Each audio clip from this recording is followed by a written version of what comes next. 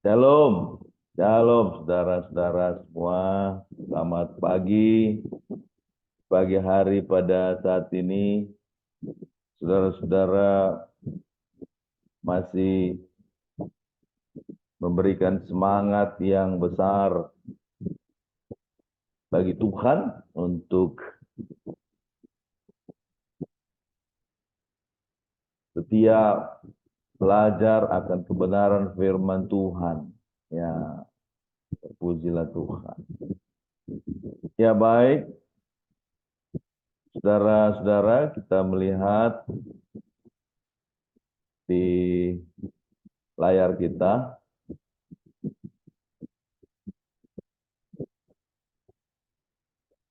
tertulis api mesbah. Nah, ini merupakan lanjutan dari pertemuan kita yang hari Selasa yang lalu, ya, yang adalah bagian pertama, ya pada saat ini adalah bagian yang kedua. Ya. Sedikit saya eh, bacakan ya, sekilas saja mengenai apa yang sudah kita bahas dalam pertemuan pertama, itu api mesbah. Bicara api, api lambang perwujudan Tuhan. Dan mesbah itu merupakan tempat korban persembahan, juga dikatakan sebagai altar, tempat perapian yang tinggi, ya, tempat untuk mempersembahkan kurban pada Allah. Nah, mesbah itu didirikan oleh jemaat yang seperti yang kita tahu itu dalam apa yang Bapak inginkan kepada Musa untuk membuat kemah suci. Lalu berikutnya dalam masa Salomo di bait suci ada mesbah dan seterusnya. Lalu selain daripada jemaat, bahkan sebelum kemah suci diminta oleh Bapa di sorga untuk dibangun, sesungguhnya mesbah sudah berdiri dilakukan oleh umat Tuhan. Mulai ya dari orang-orang yang diciptakan Tuhan pada awal-awal, ya tertulis dalam Alkitab, mesbah atau persembahan yang dilakukan oleh Kain, Habel, kemudian Nuh, Abraham, Isa, Yakub, ya, dan seterusnya. Nah, lalu kita berbicara mengenai mesbah persembahan dalam perjanjian baru yang merupakan adalah perbuatan diri kita. Ya, persembahan kita adalah mempersembahkan tubuh sebagai persembahan yang hidup, yang kudus, dan yang berkenan kepada Allah. Ya. Dan itulah ibadah kita yang sejati. Nah, lalu mesbah persembahan di dalam jemaat mula-mula, kita pun sudah menerima penyampaian yang mana persembahan yang diberikan oleh jemaat yang terbangun awal-awal setelah Yesus Kristus naik ke surga, yang dibangun oleh Tuhan di dalam rasul-rasul, yaitu mereka membawa persembahan hasil menjual rumah, menjual tanah, kepunyaannya, untuk dibawa di kaki rasul-rasul, untuk digunakan, ya, termasuk untuk para jemaat-jemaat yang memerlukan. Ya. Dan itu kita telah bahas bahwa ada reaksi dari Tuhan. Sebab itu dipersembahkan kepada Bapa di sorga. Ya.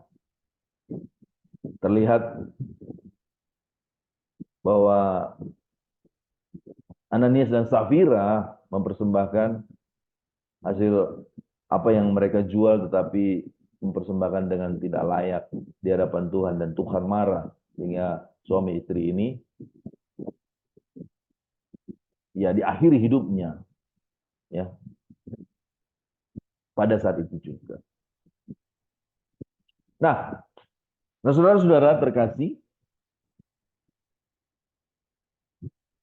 di dalam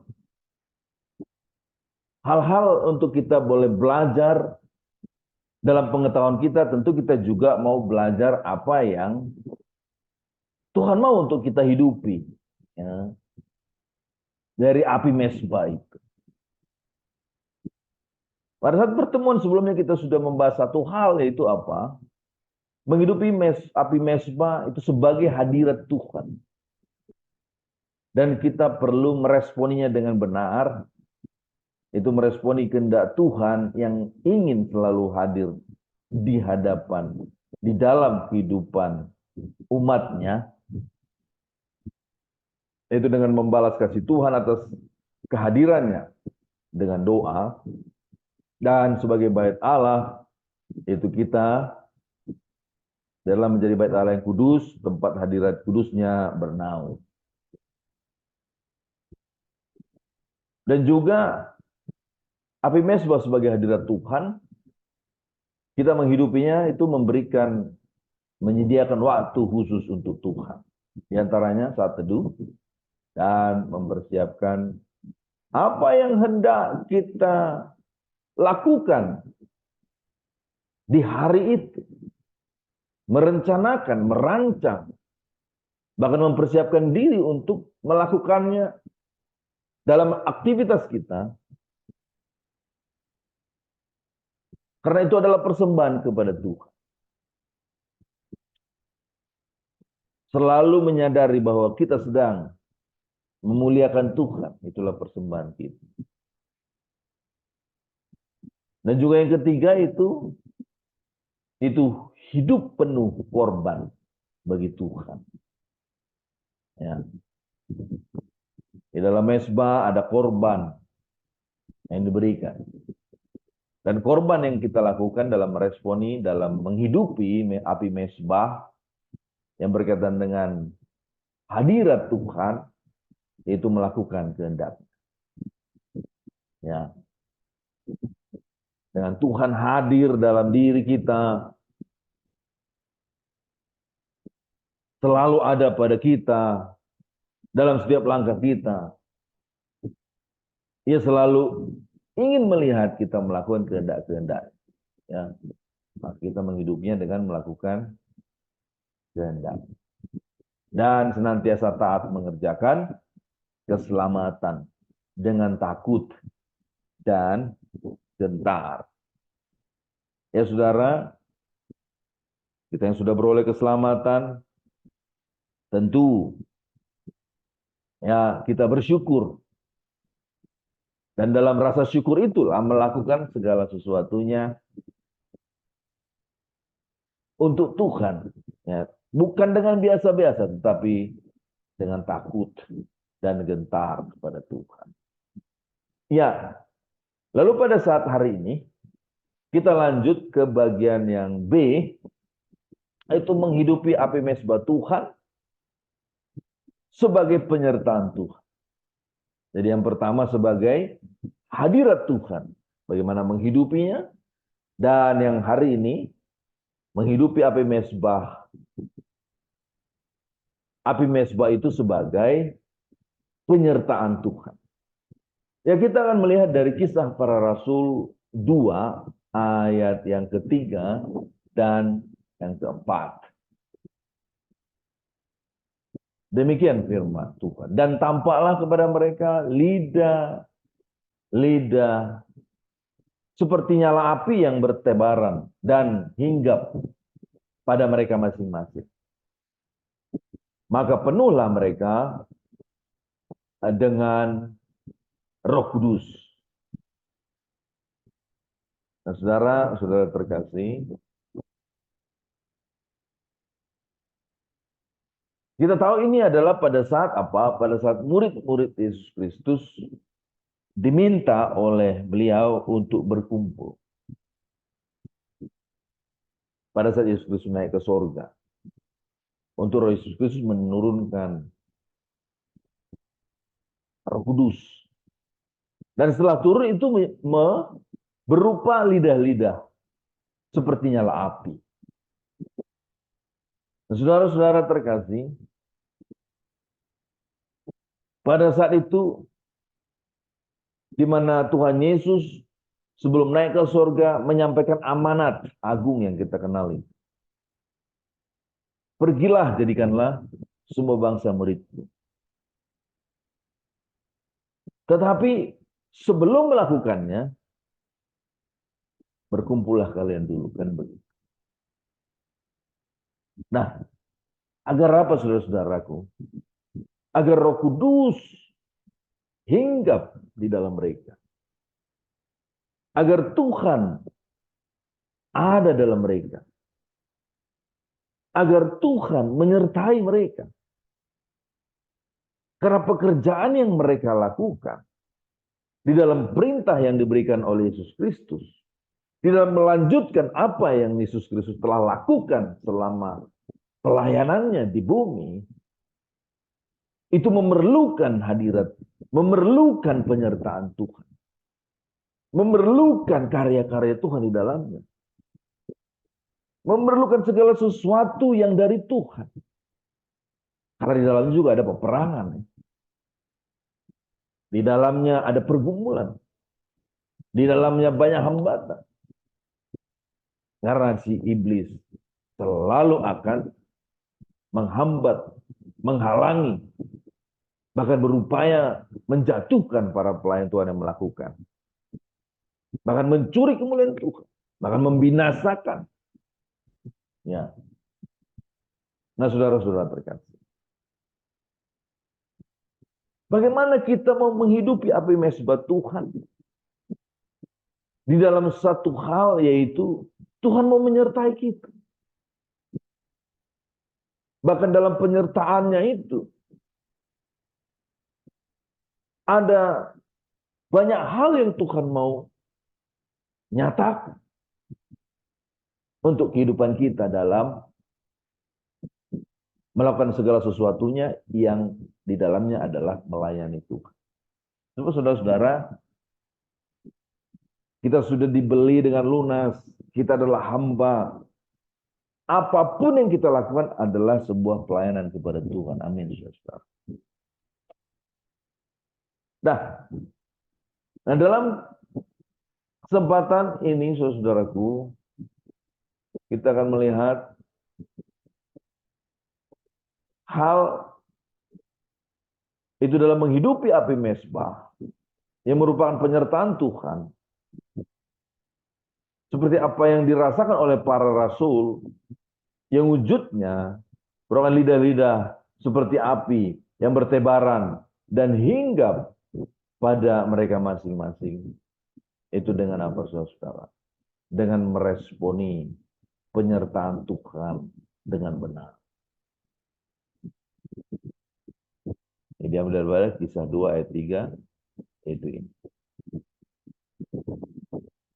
Dan tampaklah kepada mereka lidah seperti nyala api yang bertebaran dan hinggap pada mereka masing-masing. Nah, saudara-saudaraku, kita akan kutip bagaimana hidup dalam kebenaran berkaitan dengan mesbah Tuhan. Itu dari Mazmur 26 ayat 3 sampai 6. Saya baca pada kita. Sebab mataku tertuju pada kasih setiamu, dan aku hidup dalam kebenaranmu. Ya, ini kita garis bawahi. Dan aku hidup dalam kebenaranmu. Aku tidak duduk dengan penipu, dan dengan orang munafik aku tidak bergaul. Aku benci kepada perkumpulan orang yang berbuat jahat, dan dengan orang fasik aku tidak duduk. Aku membasuh tanganku, tanda tak bersalah, lalu berjalan mengelilingi mesbahmu, ya Tuhan. Nah, saudara-saudara, di dalam kehidupannya, ya, pemazmur menyatakan bahwa ia hidup dalam kebenaran. Tidak melakukan sesuatu yang tidak diinginkan Tuhan. Dan lalu mengelilingi mezbah Tuhan. Tentu ini adalah sesuatu perlakuan kehidupan yang setiap waktu. Ini saudara-saudara. Di dalam mezbah Tuhan, ada api Tuhan, ada pernyataan Tuhan. Saudara-saudaraku yang terkasih. Ketika Tuhan mau menyertai kita. Dan penyertaan itu adalah sesuatu yang Tuhan mau lakukan untuk kita berhasil melakukan sesuatu yang Tuhan inginkan untuk kita lakukan.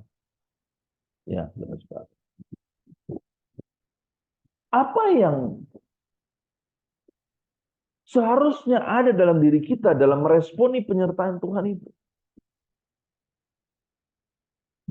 Sementara untuk melakukan sesuatu yang diinginkan Tuhan, sesungguhnya kita manusia yang mempunyai daya yang terbatas, yang lemah ini, saudara. Di dalam penyertaan Tuhan kita menjadi manusia yang punya kekuatan yang baru. Menjadi manusia yang memiliki ketidakterbatasan, melebihi kodrat manusia. Karena dengan begitu, maka kita dapat berhasil melakukan apa yang Tuhan inginkan untuk kita lakukan. Segala apa yang dirancang oleh Tuhan dalam kehidupan kita. Karena Tuhan punya rancangan bagi kita ya. Pada masa kita juga dalam kandungan. Ini saudara-saudara. Nah,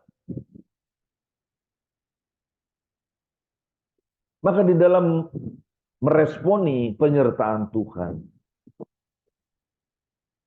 yang ada kesiapan di dalam dirinya, hadir di dalam kita.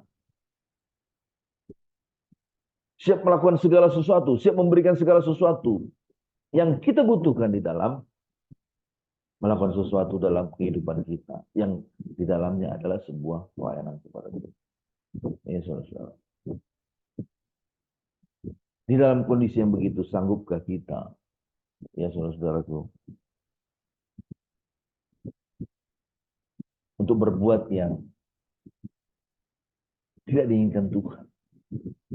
Ya. Sementara Tuhan ini sengaja ya toh, ada dalam kita untuk menolong, untuk membantu, untuk menguatkan, untuk melakukan sesuatu yang di luar dari kekuatan manusia. Ya saudara-saudara. Maka selayaknya lah. Respon kita adalah apa? Tertuju kepada Tuhan hidup kita. Dan hidup kita penuh di dalam kebenaran-Nya. Ya saudara. Selain daripada kita lakukan hidup dalam kebenaran Tuhan adalah untuk meresponi penyertaannya sehingga Tuhan disenangkan karena itulah yang dikehendaki Tuhan. Itu juga sebagian daripada apa?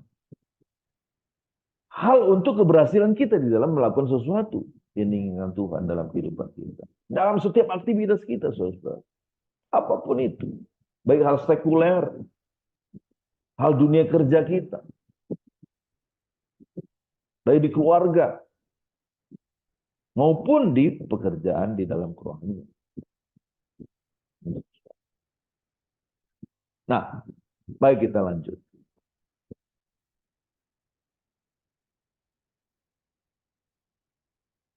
Menghidupi api mezbah Tuhan di dalam hal penyertaan Tuhan. Itu yang kedua adalah melayani Tuhan dengan maksimal. Ini Kisah 2 ayat 4. Ayat 4 itu ini. Maka penuhlah mereka dengan Roh Kudus. Saudara-saudaraku, ketika umat-umat Tuhan dipenuhi oleh Roh Kudus. Jadi Tuhan datang itu bukan untuk sebagian daripada kehidupan kita. Tetapi Tuhan datang itu untuk memenuhi seluruh hidup kita. Bukan hanya dilihat daripada wujud ini ya. Tetapi jiwa kita yang tidak kelihatan. Pikiran, perasaan, hati kita. Maupun roh kita yang juga tidak kelihatan. Semua kita dipenuhi. Untuk apa, saudara? Untuk berbakti kepada Tuhan. Maka bagaimana kita menghidupi api mesbah Tuhan yang Tuhan datang kepada kita bahkan memenuhi hidup kita? Itu apa? Melayani dengan maksimal. Ya, saudara-saudara, Tuhan memberikan maksimal pada kita. Beliau sepenuhnya ingin melingkupi kita. Ya. Kemaksimalan Tuhan itu Tuhan berikan bagi kita. Apakah wajar kalau kita melakukan sesuatu dalam setiap perlakuan kita? Karena dalam kita berbicara dengan orang, ya, kita berbicara dengan benar, baik, dan sesuai dengan firman Tuhan, itu sudah melayani. Ya, saudara-saudara.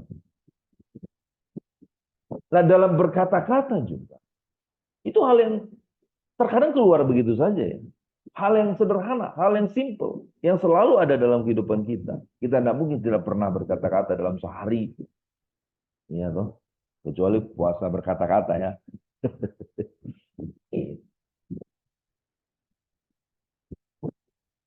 Tapi dalam berkata-kata itu kita tahu bahwa Tuhan udah penuh dalam hidup kita. Maksimal dalam hidup kita. Maka selayaknya pun, walaupun dengan hal yang sederhana kita berkata, maka berkata-katalah dengan kualitas yang maksimal.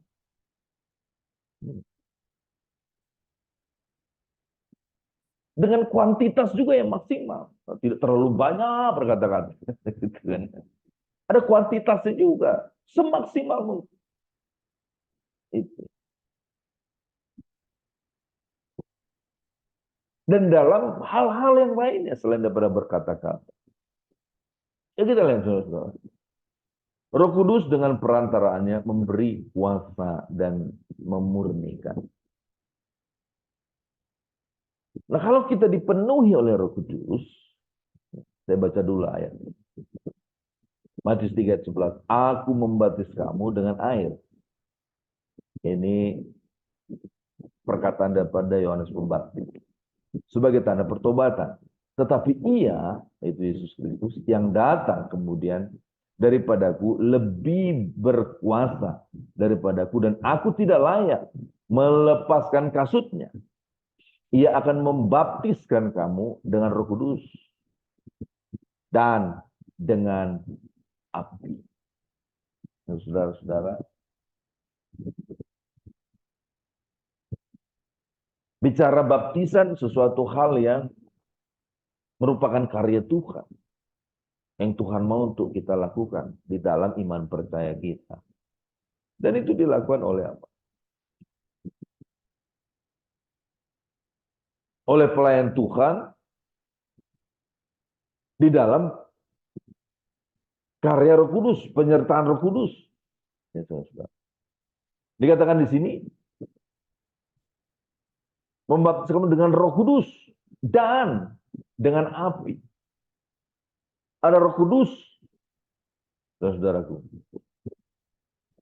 dalam kuasanya untuk kita, memberikan kekuatan, memberikan keberanian, memberikan sesuatu yang luar biasa dari kuasa sorga dalam kehidupan kita, dalam penyertaannya yang maksimal, yang penuh.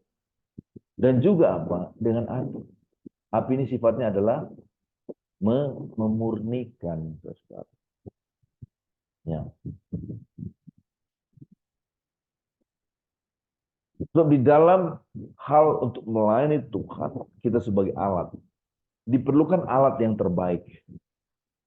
Alat yang murni. Tidak ada sekalipun hal-hal keinginan-keinginan duniawi di dalam kita melakukan pelayanan kepada Tuhan. Secara mendasarnya. Walaupun itu ada dalam aktivitas kita. Ya. Maka diperlukan untuk dapat membuahkan sebuah hasil daripada kehidupan kita, aktivitas kita, itu merupakan persembahan kita, merupakan pelayanan kita kepada Tuhan. Dibutuhkan alat yang benar bersih, murni, kudus. Ya. Maka kita dimurnikan. Dan juga ada Roh Kudus yang memberikan kuasa bagi kita. Memberikan sesuatu yang amat sangat luar biasa. Yang tidak ada pada orang-orang yang tidak diberikan oleh Tuhan. Tidak mengenal Tuhan. Ya, saudara.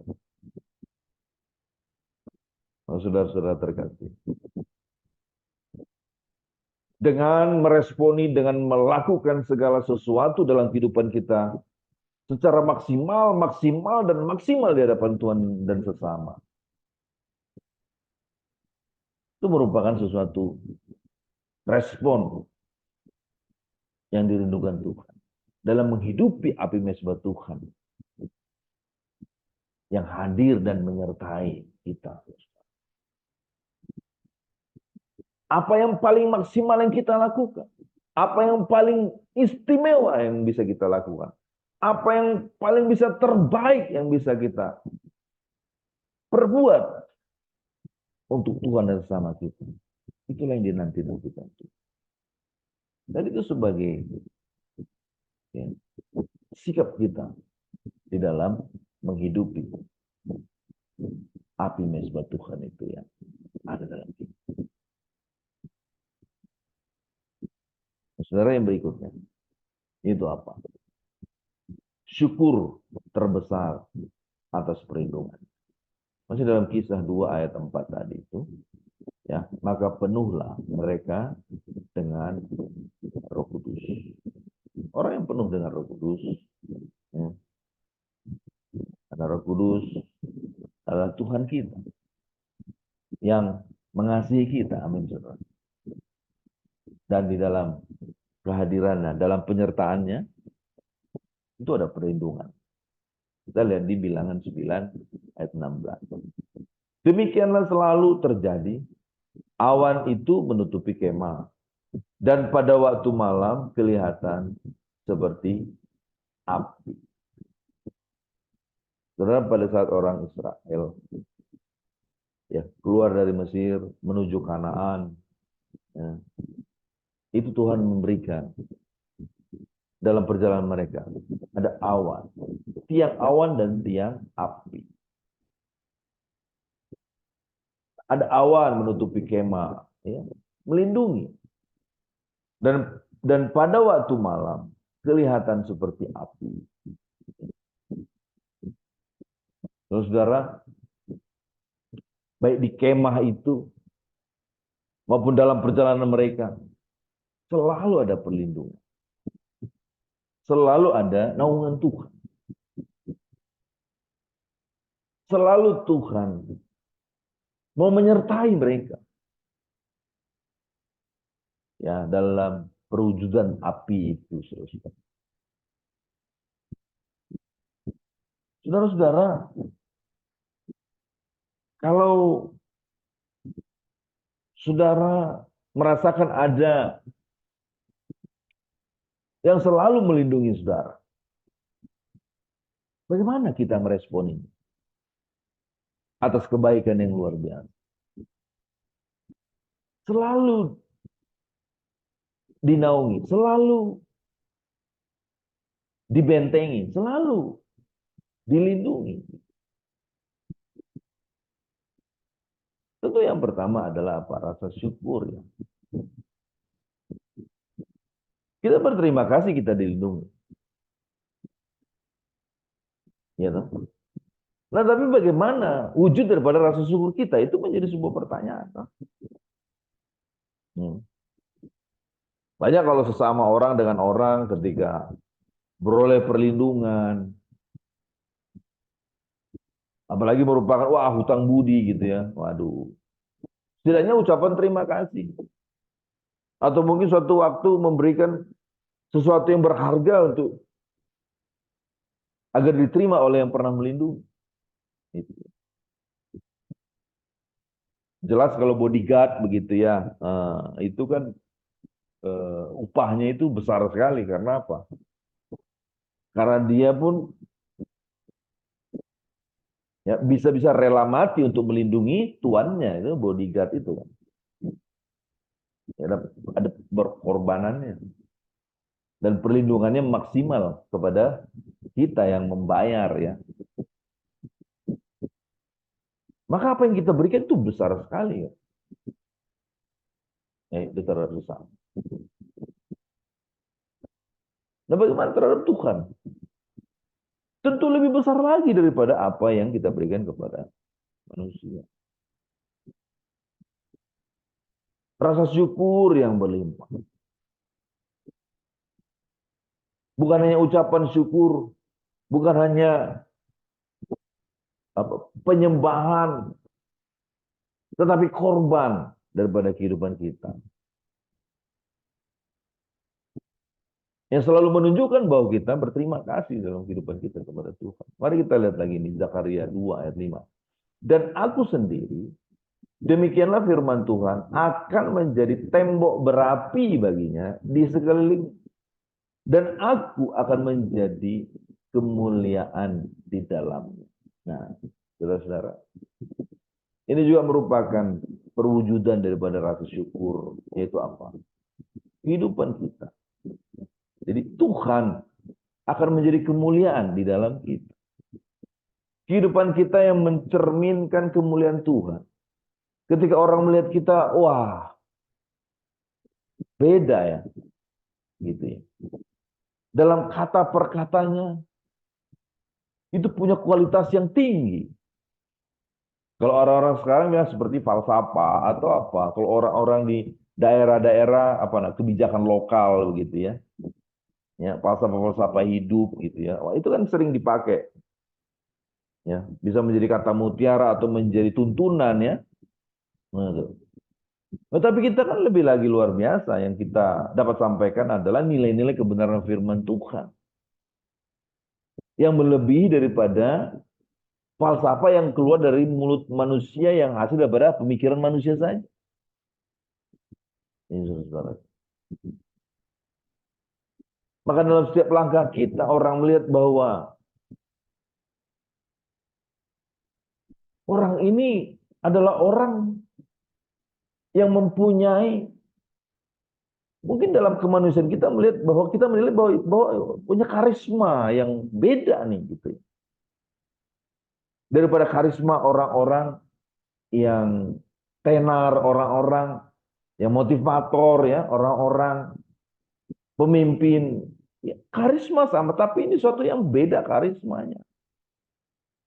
Ya. Orang-orang seringkali yang kurang dapat mewujudkan dalam kata-kata bagaimana kemuliaan Tuhan itu yang ada pada seseorang, orang Kristen itu. Ya, saudara-saudara. Saudara-saudara terkasih dalam Kristus Yesus. Ini dapat dilakukan oleh orang yang seperti apa? Yang memang benar-benar sadar bahwa setiap waktu ya, di mana ia memaknai hadirat Tuhan, ya, membangun mezbah, berdoa, dekat dengan Tuhan, ada saat teduh dan seterusnya seperti apa yang kita sudah pelajari dalam pertemuan sebelumnya. Maka menyadari ada penyertaan Tuhan dan penyertaan itu adalah Paul diberikan Tuhan pada dirinya. Yesus, saudara. Orang yang menyadari ini jam demi jam, menit demi menit, detik demi detik, setiap saat. Orang sedemikianlah. yang mempunyai pemikiran bahwa setiap apa yang dia lakukan sekecil apapun, dia mau itu untuk kemuliaan Tuhan dan ada kemuliaan Tuhan di dalam. Itu merupakan wujud daripada syukurnya kepada Bapa.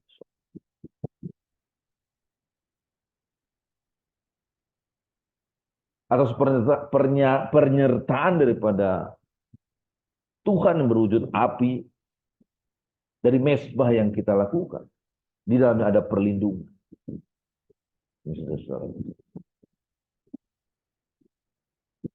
Dan lebih lagi dalam wujud-wujud rasa syukur yang lain. Baik korban persembahan kita kepada Tuhan dari berkat yang Tuhan telah berikan bagi kita secara jasmani. Maupun hati kita. Itu jiwani kita berikan kepada Tuhan. Kita sungguh-sungguh hanya berserah kepada Bapa di surga.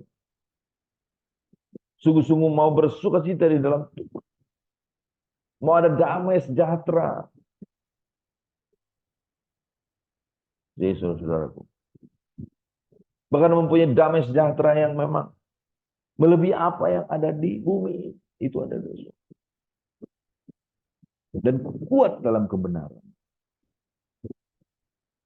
Itu pun menjadi wujud daripada syukur kita kepada Tuhan. Karena di dalam ungkapan terima kasih, ungkapan syukur ini, saudara-saudara, luas sekali ya. Banyak hal yang dapat dilakukan dalam mewujudkan rasa syukur, mewujudkan rasa terima kasih. Ya, saudara-saudara.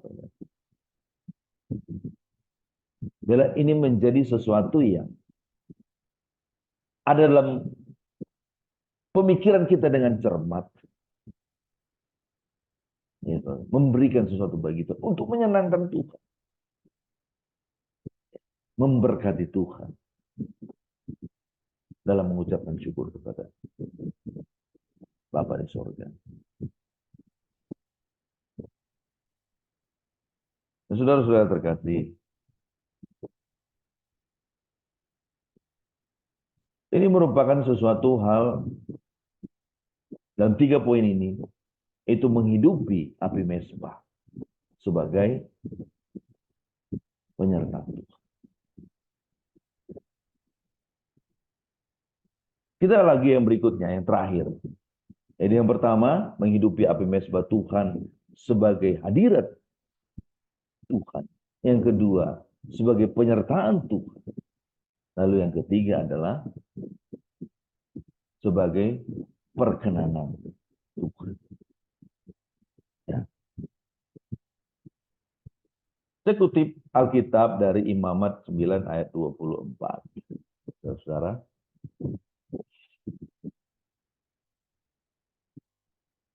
Saudara terkasih, ini adalah sebuah pengajaran yang disampaikan dengan secara khutbah. Jadi apabila ada dalam pemikiran atau benak saudara-saudaraku, selain daripada menangkap rema, ya, tapi ada sesuatu yang ingin dipertanyakan, sesuatu yang ingin diperjelas kembali, ya, dan lain-lain. Nanti setelah ini, ya, saya kira akan baik kalau kita buka kesempatan untuk itu. Ya, tapi sebelumnya kita akan akhiri materi ini dengan hal yang terakhir dalam menghidupi api mezbah, yaitu melihat api mezbah itu adalah sebagai perkenanan Tuhan. Imamat 9 ayat 24. Dan keluarlah api dari hadapan Tuhan, lalu menghanguskan korban bakaran dan segala lemak di atas mezbah. Tatkala seluruh bangsa itu melihatnya, bersorak-sorailah mereka, lalu sujud menyembah. Dan saudara-saudara, dari ayat firman Tuhan Imamat 9 ayat 24 ini, mengisahkan bahwa apa? Bahwa api mezbah itu adalah api yang dari Tuhan. Mereka mempersiapkan mezbahnya, ya, tempat korban untuk dibakar, mempersiapkan kayunya, mempersiapkan segala sesuatunya, termasuk juga mempersiapkan korban di atas mezbah itu tanpa api, saudara. Lalu mereka mempersembahkan kepada Tuhan. Dan pada saat itu keluarlah api dari hadapan Tuhan. Jadi api dari Tuhan itulah yang datang kepada mezbah yang dipersiapkan oleh umat Tuhan. Dan api itu menghanguskan korban bakaran dan segala lemak di atas mezbah. Ini menyatakan apa? Ini menyatakan ada perkenanan Tuhan di dalam korban itu. Sehingga korban yang disiapkan itu dibakar habis. Ya saudaraku, hangus, terbakar. Segala korban lemak di atas mezbah itu.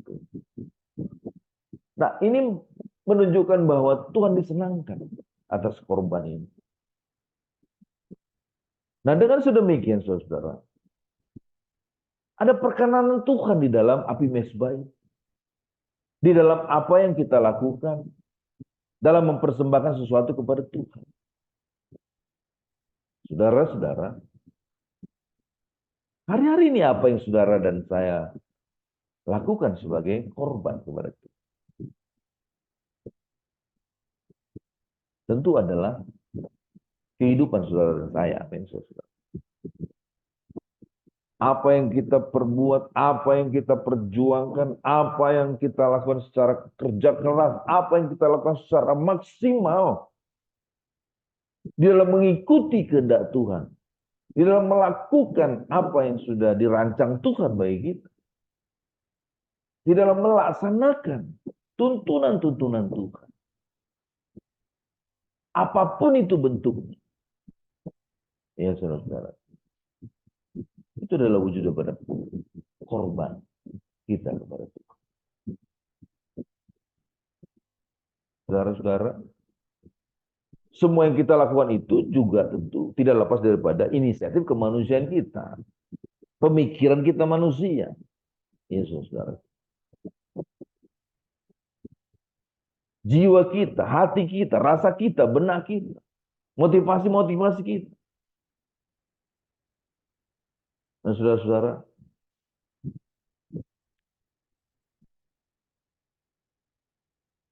pada saat kita sudah melakukannya, dalam perwujudannya, kita sedang mempersembahkan kepada Tuhan, maka kita mau melihat.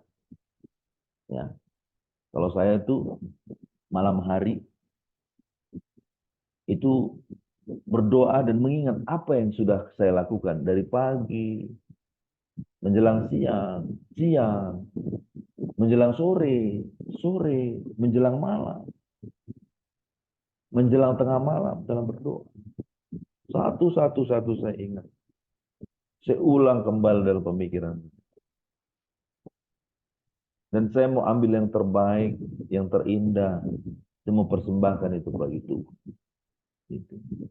Namun sebelumnya saya mau dalam mempersembahkan kepada Tuhan tentu kan yang tidak bercela gitu kan. Apakah di dalam melakukan kegiatan itu, dalam melakukan aktivitas itu, ada kecemaran di dalam? Ada sesuatu yang tidak dikehendaki Tuhan. Ada suatu pelanggaran-pelanggaran. Sanggupkah saudara mempersembahkan itu bagi Tuhan? Tuhan mau yang terbaik. Tuhan mau yang, kalau domba itu paling sehat gitu. Ya toh? Umur setahun. Ya, tidak terlalu tua, tidak terlalu muda. Ya. Tidak ada penyakitnya, kan gitu ya. Yang terbaik. Nah, Jadi menghidupi api mezbah Tuhan sebagai perkenanan Tuhan. Bagaimana agar Tuhan berkenan atas persembahan kita. Maka dalam malam hari kita mempersembahkan, kita lihat lagi apa yang layak untuk kita korban persembahan kepada Tuhan. Ketika kita menemukan hal, waduh ini nih, ada perkataan-perkataan yang nggak bagus, gitu. Dalam satu hal, aduh saya ini tidak mengindahkan apa yang pemerintah lakukan, misalnya pemerintah perintahkan misalnya di jalan raya dan lain-lain. Ya, hal-hal celah-celah itu menjadi satu perhatian kita. Bagaimana agar persembahan kita berkenan? Itu menjadi apa? Menjadi sesuatu bahan bagi kita untuk esok hari itu. Kita tidak melakukan lagi hal itu. Saudara, kadang-kadang ya, dalam kehidupan kita timbul hal-hal spontan begitu kan ya. Tidak semua dalam setiap melakukan sesuatu itu mikir dulu kan, enggak. Iya kan.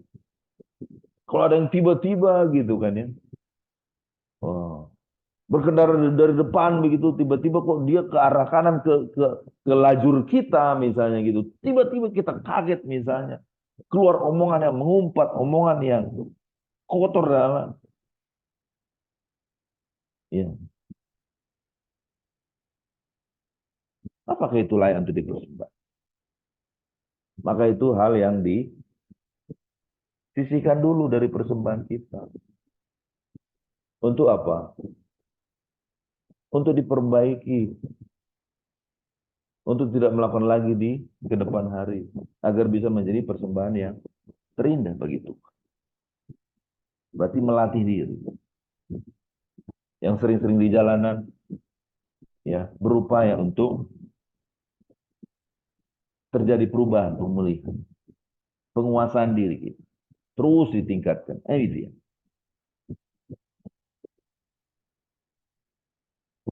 Sehingga pada waktunya nanti urusan di jalanan itu bisa kita persembahkan bagi Tuhan. Sesuatu yang layak, yang bersih, yang suci, yang kudus, kita persembahkan. Itulah perkenanan Tuhan. Wah, sudah terkasih. Nah, ketika ya, kita sudah memberikan persembahan, mungkin yang layak itu awal-awal belum ada, ya enggak apa-apa. Pada hari berikutnya, minggu berikutnya, bulan berikutnya ada satu dua yang layak untuk dipersembahkan. Wow, puji Tuhan. Lama-lama semakin banyak yang layak, semakin sedikit yang tidak layak. Wow. Makin lama seluruhnya yang kita lakukan dalam kehidupan kita itu merupakan persembahan yang terindah. Wow, dan itu ada perkenanan Tuhan ya. Api mezbah Tuhan datang menghanguskan korban bakaran dan segala lemak yang di atas mezbah itu. Seluruh apa yang kita lakukan hari itu sungguh dikenan Tuhan, sungguh disukai oleh Tuhan. Sungguh memberkati Tuhan. Apa yang ada pada kita tentu seperti apa yang dirasakan oleh umat-umat Tuhan dalam Imamat 924 ini. Bersorak-sorai mereka. Ya. Itu ada sukacita terbaik. Nah, sukacita kita juga layaklah di dalam perkenanan Tuhan dalam korban persembahan kita. Itu kita menyatakan sukacita yang luar biasa tinggi. Karena sesungguhnya persembahan itu yang tadinya belum ada yang layak, ya, sedikit yang layak, jadi semua layak, itu juga adalah di dalamnya ada karya Tuhan yang menolong kita. Ya. Sehingga persembahan kita diterima oleh Tuhan. Maka sukacita kita bukan hanya sekedar bahwa Tuhan menerima persembahan kita. Tetapi apa? Karya Tuhan luar biasa dalam prosesnya itu. Maka sukacita kita, tentulah sukacita yang teramat besar, yang terbaik. Dan kemudian apa? Ini dilakukan oleh umat-umat Tuhan di Imamat 9 ayat 24. Mereka sujud menyembah. Dan tentunya sujud penyembahan ini adalah sujud penyembahan yang terbaik, yang tertinggi, yang teristimewa, yang teragung. Karena Tuhanlah yang menyatakan kasih-Nya, karyanya, kuasanya, pertolongan.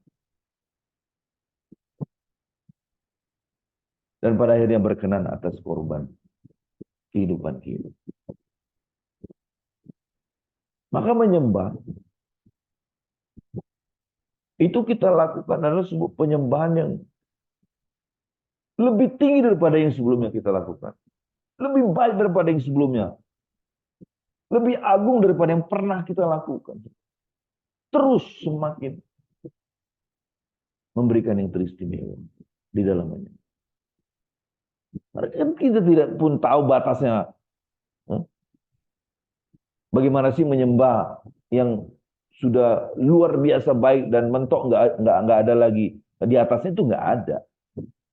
Ya, terus aja lakukan yang paling sempurna itu, karena Tuhan berkenan dan semuanya itu oleh karena kebesaran Tuhan dalam kehidupan kita. Nah, ya saudara-saudara terkasih,